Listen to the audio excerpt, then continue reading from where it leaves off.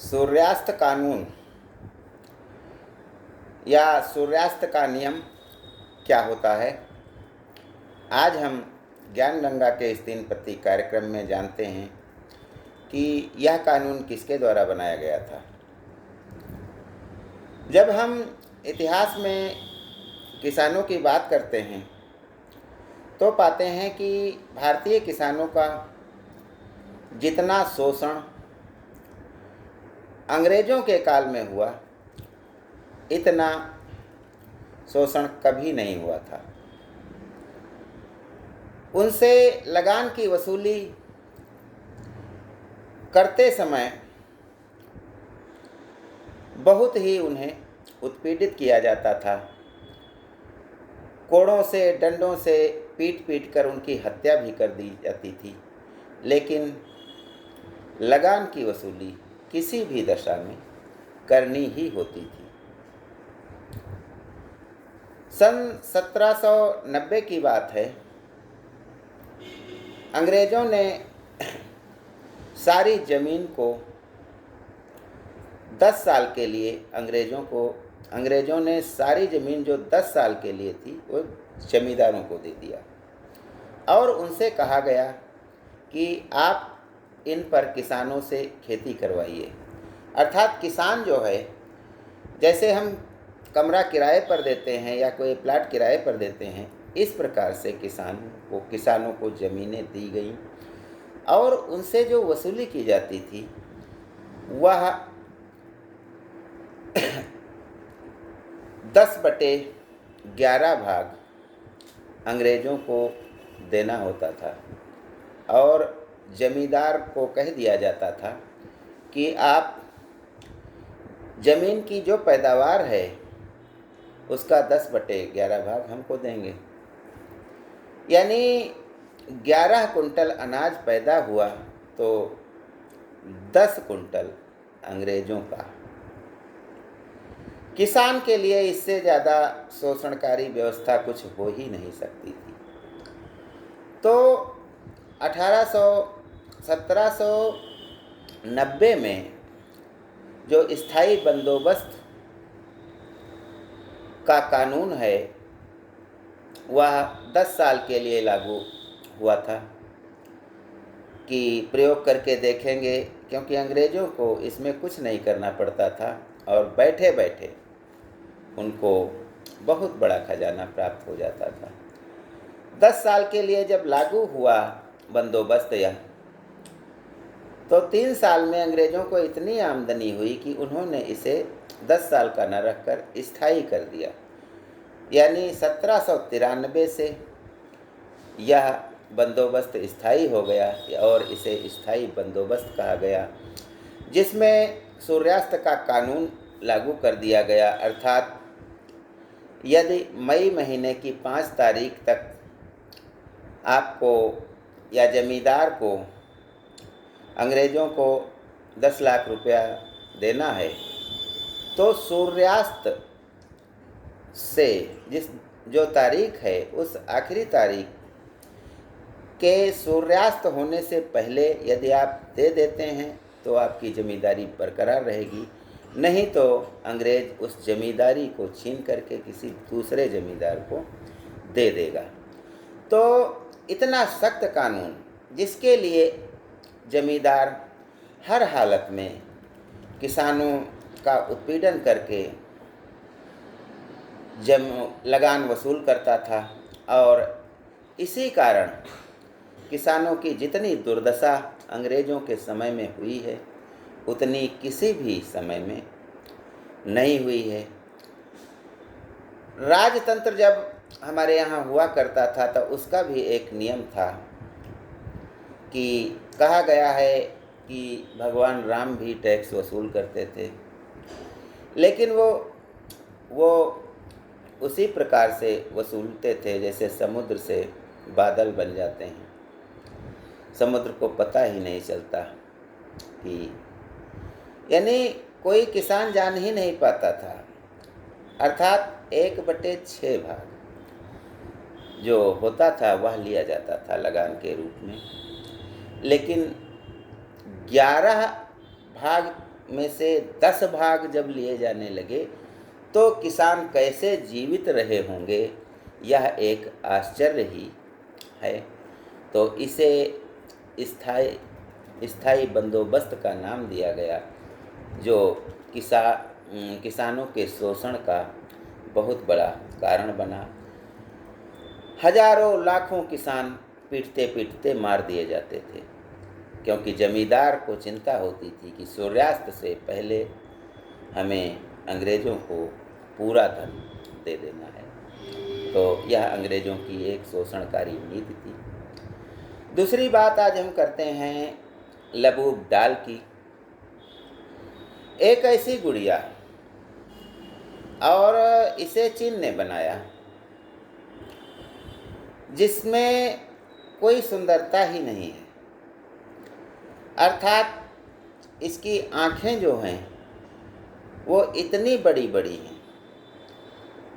संभवतः इसे चीन लोगों ने इसलिए बनाया क्योंकि उनकी छोटी छोटी आँखें होती हैं और उनको देख करके सारी दुनिया में उन्हें उनका मजाक बनाया जाता है। तो इसी कारण उन्होंने एक ऐसी लबूब डाल का आविष्कार किया, और इस डाल में आँखों के अलावा, बड़ी बड़ी आँखों के अलावा कुछ है ही नहीं। देखने में कोई सुंदरता नहीं है। फिर भी पहले हॉलीवुड ने इसे अपनाया, फिर हमारे बॉलीवुड ने अपनाया। हर हीरोइन के पास ये डाल देखी गई, और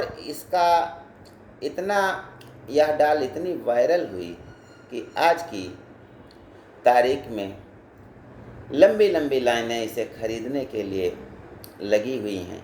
हजारों से लाखों रुपया इसकी कीमत है, और इसको जब लिया जाता है उसके में भी एक जिज्ञासा रहती है कि एक बंद डिब्बे में दी जाती है और आपको पता भी नहीं होता कि कैसी डाल निकलेगी। लेकिन इसके लोग इतने दीवाने हैं कि सारी दुनिया में सभी लोग इस डाल को खरीदना चाहते हैं। लेकिन ऐसी ये जो होती है लोकप्रियता, जो अचानक होती है, उसका स्थायित्व तो नहीं होता है। अमेरिका और अन्य देशों में इस डाल के संबंध में कुछ दूसरे हिसाब की, यानी नकारात्मकता की बातें भी हो रही हैं। जब इसको लोगों ने खरीदा तो उनका यह मानना था कि इस गुड़िया को जब हम देखते हैं तो देखने में नहीं सुंदर लगती है, फिर भी हम इसको स्वीकार करते हैं। अर्थात सुंदरता जो है उसको हम कोई मायने नहीं रखते हैं। सुंदरता से कोई मतलब नहीं होता है। जो चीज़ बहुत सी चीज़ें होती हैं ना सुंदर होते हुए भी हमें अच्छी लगती हैं। तो ये भावना थी। लेकिन अमेरिका और अन्य जो विकसित देश हैं उनसे अब इस डाल के बारे में लोगों में फैलने लगी हैं बातें कि यह एक राक्षस की तरह दिखती है। जब लोगों ने इसे उस रूप में देखा तो ये राक्षस लगने लगी। यानी ये तो हमारे दिमाग का खेल है कि हम इसमें चाहे किसी चीज़ में सुंदरता देखने लगते हैं और पल भर में ही उसमें हम राक्षस देखने लगते हैं। दिमाग का सारा खेल है। दिमाग को हम जैसे चाहें वैसे कर सकते हैं। तो इस डाल की जो लोकप्रियता है वह भी धीरे धीरे घट रही है और लोगों ने इसे राक्षस मानकर जलाना भी शुरू कर दिया है। अगली बात हम जो बात आपसे करेंगे वह है कि महिलाओं से उनकी उम्र नहीं पूछी जाती है, लड़कियों से उनकी उम्र नहीं पूछी जाती है। ऐसा पूछना असभ्यता का प्रतीक माना गया है। लेकिन है क्या? किसी भी इंसान की उम्र पूछना कोई असभ्यता नहीं है। यह भी एक पुरुष की महिलाओं के प्रति शोषणकारी मानसिकता का परिणाम है कि महिलाओं ने जान लिया है कि उनकी उम्र यदि कोई पूछेगा तो ज़्यादा अगर निकली, वह आदमी कम सोच रहा होगा, तो इससे उस आदमी की मानसिकता बदल जाएगी। क्योंकि महिलाओं को पुरुष ने अपने कंट्रोल में रखने के लिए शिक्षा से हमेशा दूर रखा और उनकी सुंदरता से ही उनका महत्व और सुंदरता से ही उनका सब कुछ तय होने लगा। जिसके लिए उन्हें सुंदर बनाने के लिए उसने कहा कि तुम ये गहना पहनो, वो गहना पहनो, ऐसी बनी रहो, बाल लंबे रखो, यानी सब कुछ उसने अपने हिसाब से एक स्त्री में देखना प्रारंभ किया और स्त्री की मानसिकता को उसने बदल दिया। जब सुंदर स्त्रियों की जब बात होती थी तो प्रायः पहले ही मन में पुरुष अनुमान लगा लेता था कि 25-30 साल तक सुंदर होती हैं या उससे 35 साल तक होती हैं, उसके आगे सुंदर नहीं हो सकती हैं। तो महिलाएं पुरुष की इस श्रेणी में ही आना चाहती थीं, यानी वे अपने को 30-35 या 25 या जैसा भी पुरुष की मानसिकता उससे आगे बताना ही नहीं चाहती थीं, क्योंकि उन्होंने सुंदरता को अपने कंट्रोल में कर लिया था और तरह तरह के अपने को सुंदर बनाने में ही वे लगी रहीं, शिक्षा से दूर होती गईं और जब तक वे शिक्षा से दूर रहीं तब तक वे पुरुष के कंट्रोल में रहीं। तो महिलाओं से ये पुरानी बात हो गई है कि उनकी उम्र नहीं पूछना चाहिए।